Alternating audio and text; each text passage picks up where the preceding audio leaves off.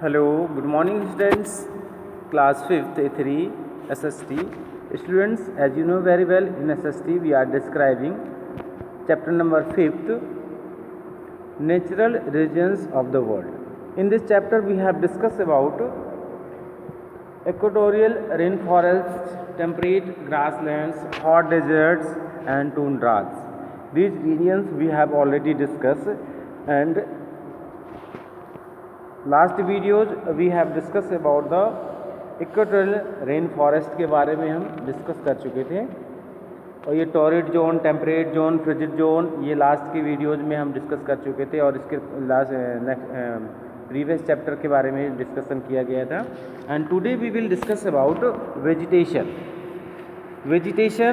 You can see at the map showing the equatorial rain forest के बारे में दिखाया गया. ये मैप जो वर्ल्ड का मैप है जहाँ पर आपका इक्वेटोरियल रेन फॉरेस्ट पाया जाता है, ये ग्रीन कलर से दिया गया है.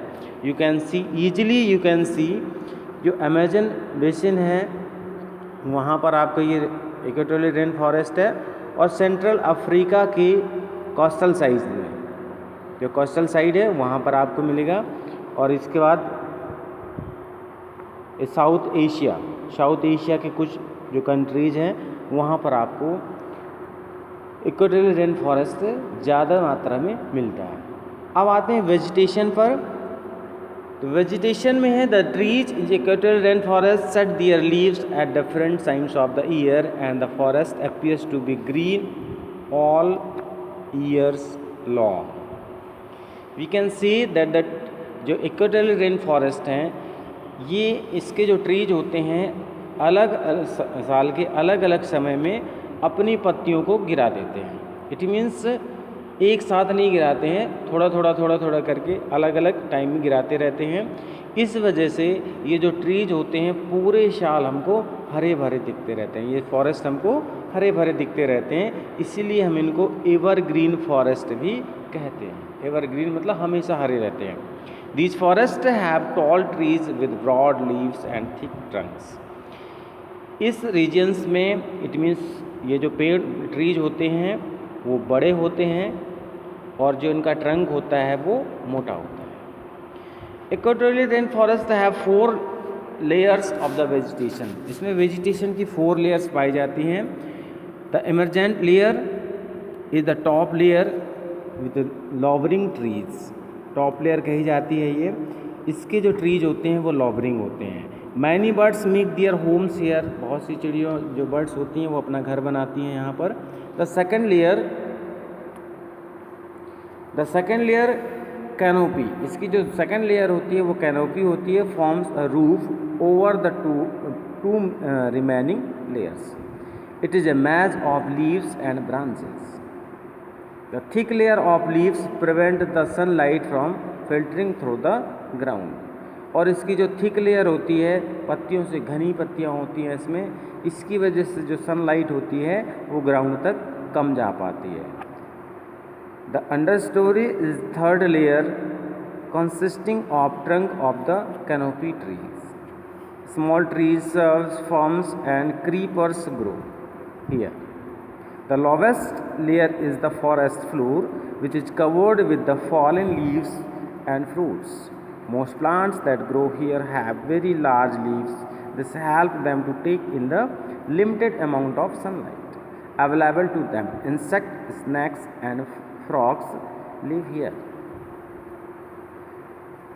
The understory is the third layer. जो अंडर स्टोरी होती है ये इसकी तीसरी लेयर होती है. इसमें क्या होता है, ट्रंक्स, कैनोपी के जो ट्रंक्स होते हैं वो पाए जाते हैं. स्मॉल छोटे छोटे ट्रीज होते हैं, सर्ब्स होते हैं, फर्न्स होते हैं, क्रीपर्स ग्रो. और क्रीपर्स होते हैं जो